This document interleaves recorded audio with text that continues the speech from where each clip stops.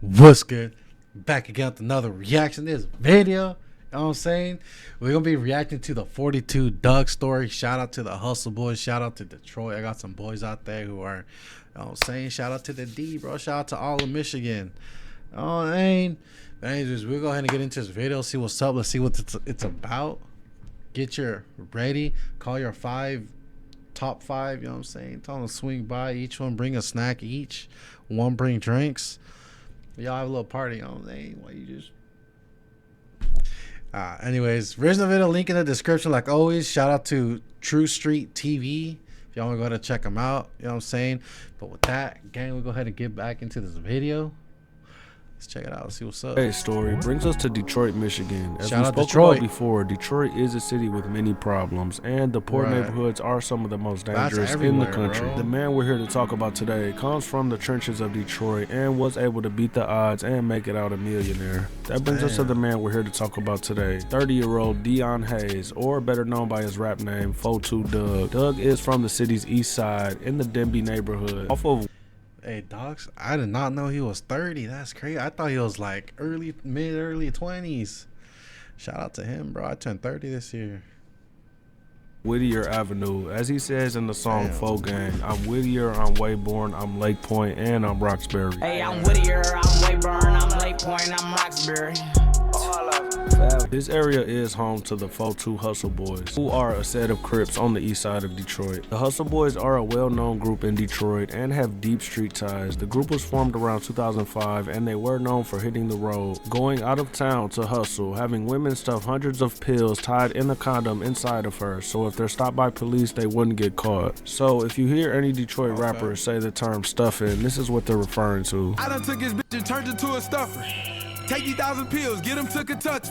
Stuffer doing fine, all the scripts active. What caused this wave was a huge influx of cheap fake pressed pills that were as cheap as a few dollars per pill. But because Detroit is so burnt out with endless competition, hustlers will go to other states like Kentucky and Ohio to sell or jug whatever they have at a much higher price. 2,500 beans headed to Kentucky. Bag so big I had to send it out with 2 stuffers. The Hustle Boys would get indicted for this in 2011, as going state to state selling drugs is fed charges. Dangerous group.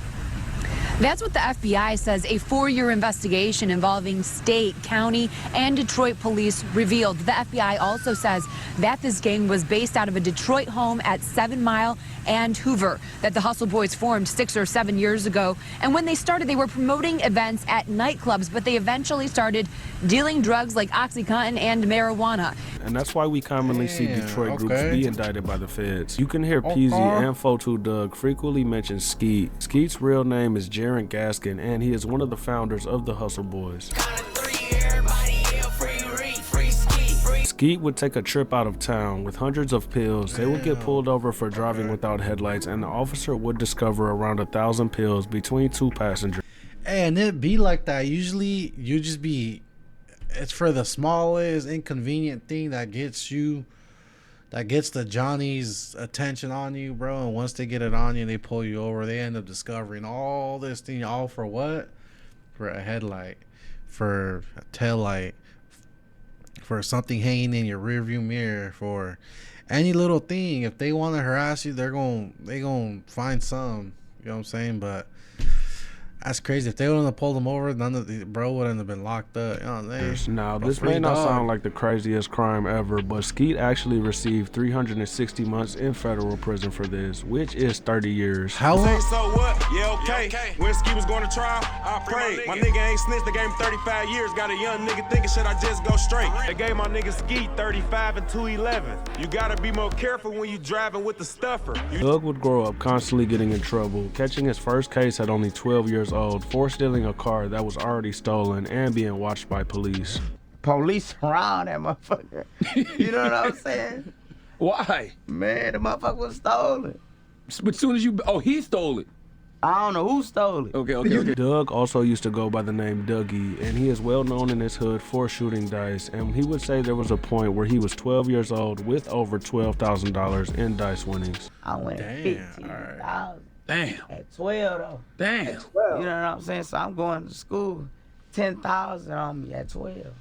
That was your first lick, a $12,000 hit in a day? Like $13,000. He'd eventually run away from home around age 14 before quickly being caught with a gun and being placed on probation around 2008. This incident didn't scare Dugg away from the street life, as just a year later at age 15, Dugg was charged with carjacking and a firearm possession. As Dugg was facing real prison time, the 4-2 boys would continue making money in the streets and getting into beefs. The Hustle Boys are clicked up with Peasy's Hood, 6 Mile, Cheddar Grove. They have been in a deadly feud with the 7 Mile Bloods of Detroit, and this beef will get very serious in 2014. The Red Zone, a war zone, where police and neighbors knew Cocaine Sonny ran the 7 Mile Bloods gang. Drugs, guns, murder, and fear. While Dugg was in prison, a man named Dwan Page was killed by a high-ranking member of the 7 Mile Bloods named Billy Arnold. Billy Arnold was a real savage, and he was a real problem for the Hustle Boys. Dwan went by the nickname Neff and was with the 4-2 twins as they rode to the local parole office. And unfortunately for them, Billy had been up there to see his parole officer at the same time and will call some 7 Mile Bloods up there after spotting them. Billy and his friends that are Damn, and that's crazy because it usually be when you least expect it. When it happens and you get done in, and that's usually one loss of life like that could turn a whole group of people into savages. So that's crazy.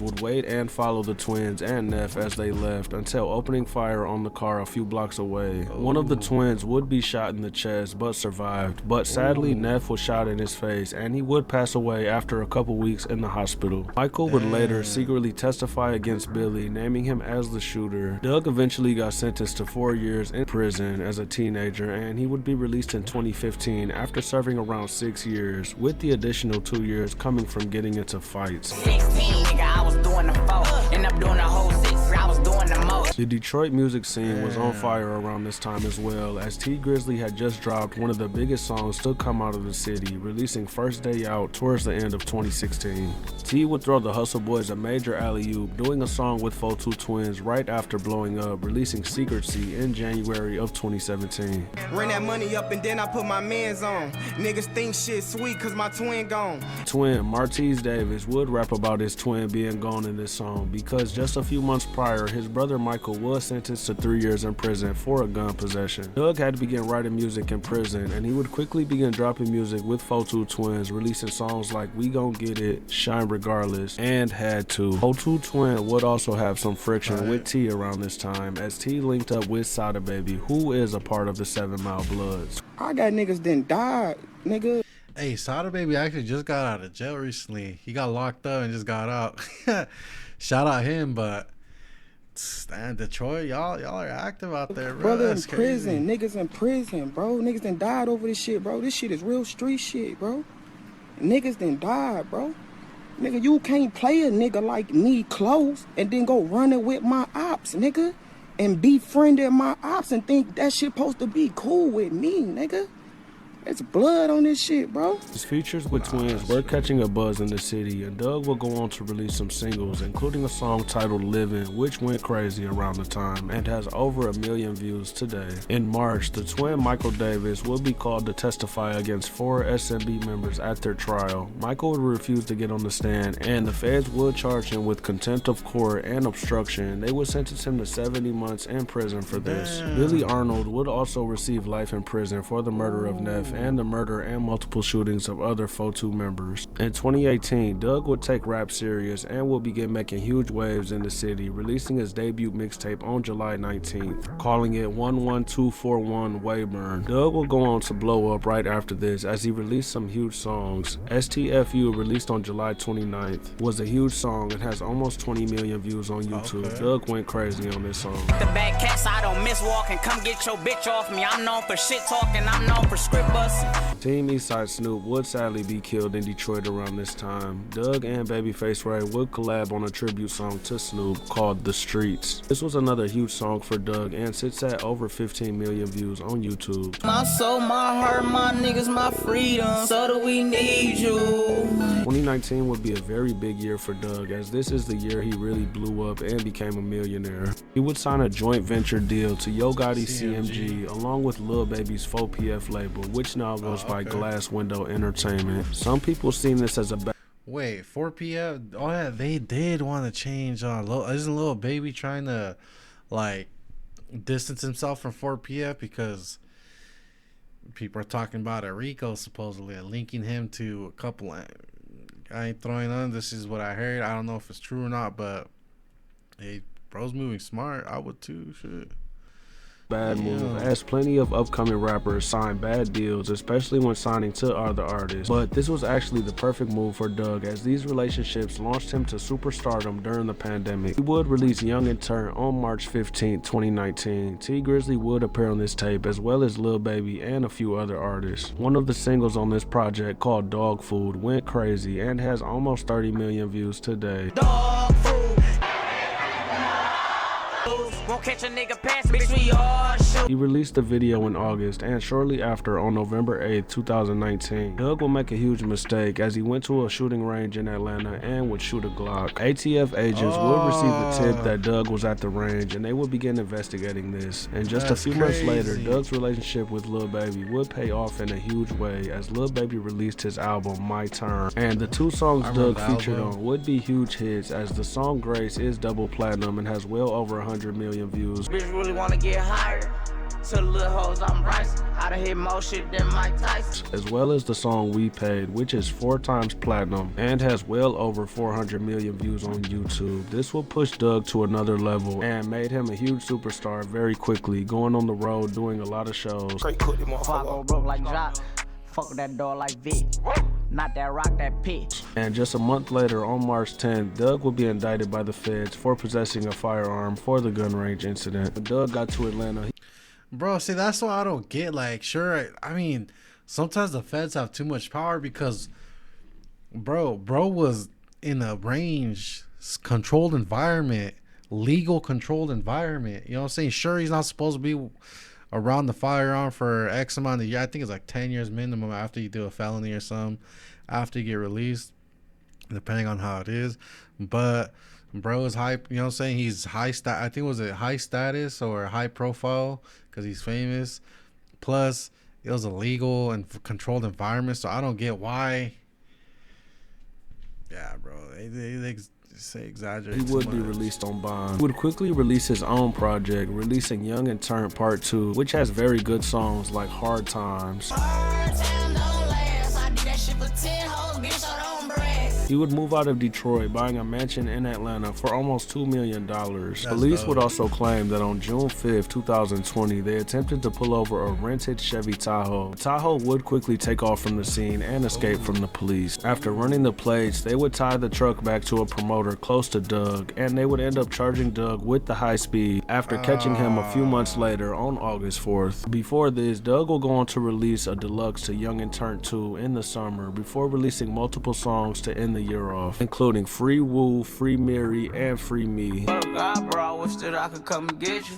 All these people around really ain't my niggas. A lot of the guys Dugg raps about are in federal prison, as they got long prison sentences from the Hustle Boys indictment, or are just in prison from their own personal cases. For example, Free Mary is in reference to Dale Mary Morris, Free Reek is in reference to Derico Cirque, and Darnell Hayes is another example. Dugg can be heard saying free all of these guys in multiple songs.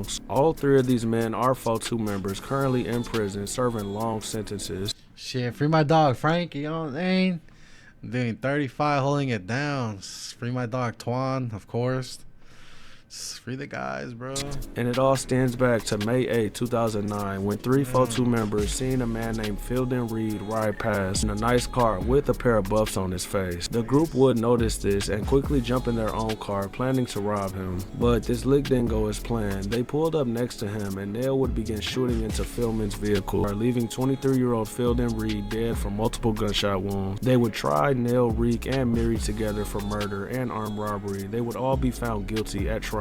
Reek will be sentenced to 45 years in prison for this. Mary got 37 years, and Nail will receive life in prison for pulling the trigger. Dugg will put all of these songs on a tape released next year on May 21st, 2021, titled Free Them Boys, with the biggest song on this tape being Maybach featuring Future. I've been turning up for my city. Turn me up. I've been turning up for my city. Dugg and Roddy Ricch were shooting a video in Atlanta when shots would ring out. OMB Peasy would be arrested following this, but no information would really be released, and OMB was cleared of the charges. Dugg will go on to do a Breakfast Club interview alongside Yo Gotti around this time as well, saying he even in Detroit when the high-speed chase happened, and the police are trying to say they seen him. When they know you from a certain life before you was successful in music, they don't never forget that. Like, even though you may start doing this, they still look at you as this. In August, Dugg will plead guilty to the gun possession and agree to turn himself in on April 12, 2022 to serve 6 months in boot camp. A few days after pleading guilty, he would feature on a song called 5500 Degrees, which was a huge song at the time.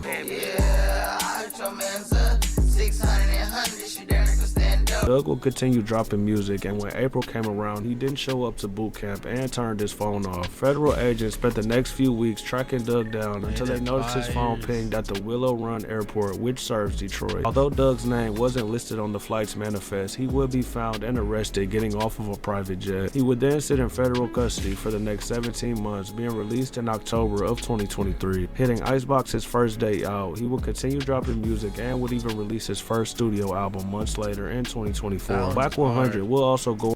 I ain't gonna lie, I've heard of 42 Dugg's music, but I didn't really get tapped into him and his, like, all of his music until I think it was Go Again, when he released that like a few years back, and shit's been up from there. Shout out to Dugg, you know what I'm saying? All CMG and EST and all them, bro. No jumper and say 42 Dugg got punched in the face by Offset after Dugg supposedly won Offset's money and didn't want to continue playing dice. Nevertheless, Dugg ends up turning around. When he turned around, Offset 5. In the face. Right in the face. I give it to 5 count. 1 1,000, 2 1,000, 3 1,000, 4 1,000, 5 1,000. You're counting what? No reaction from Dugg. If y'all gonna get down, y'all gonna get down. Nigga, 5, you get off. When I seen no reaction, now I get niggas is pulling out, right? I grabbed Dugg and see Dugg, I don't know why he doing this. Dugg would also deny this and go live, saying that if something happened to him, somebody would have died. Hey, his pockets ran. A nigga swung, fat old Dugg hit him, and ain't nobody died behind this shit, bro. Right. My money, ain't nobody, come on, bro. You know we don't even play like that. We ain't never played like that. Walk in with mango food. Come in there, they shooting dice. Nigga, Dugg get the fucking him up, I'm assuming, because out of nowhere, it's some friction that start. You feel? They get to arguing, nigga. It look like Mango doing some shit that'll make them win. Yeah. You feel me? On the if we about to fight, nigga, I'm just gonna end it all saying. And me and we tap each other, and I'm like, cuz, I know I don't fuck with little dog, you feel me? But nigga, Dugg from Detroit. We from Detroit. Yeah. These two niggas can't do nothing to this nigga while I'm sitting right here, bro. Yeah. You feel me? Like, all our problems, all that type of shit went out the door. So, thank God nothing happened. You feel me? Like, niggas was able to talk, and you feel me? The shit just digressed. But Dugg also gave Big Meech $100,000 as a welcome home gift, and 50 Cent would throw shots at Dugg for this, as 50 and Big Meech are beefing at the moment. I wish y'all the best of luck, but we do spank ass, and you know this personally. Dugg is really from the trenches, and it really is no cap. Bro, that's where that came from? What? From Bloodhound? Do spank ass, and you know this personally. Dugg is... Bro, I've been seeing all these TikToks where you beef with the YN and they throw that. Bro, it's just funny. RP Bloodhound, Lil Jeff, you know what I'm saying? RP Bloodhound, bro. It's really RP from Jeff, the trenches, Lil and it Jeff. really is no cap in his rap. I hope he stays out of trouble and can continue to grow as an artist. Let me know your thoughts in the comments, and don't forget to hit that like, subscribe, and notification bell. I'll see y'all in the next one. Peace. You young in time. You young in time, though, so you might not need it, though. You might need to sell it to me. I'm for real, though. Let me listen to the idea. No, I'll pay you more. Listen to the idea. You'll sell that to me, and just go, yo, young in time way. You'll pay 500 for this? That's crazy, but anyways, I'm going to let y'all go. Let me know y'all think about this in the comments below. With that, again, I'm going to let y'all go. We out.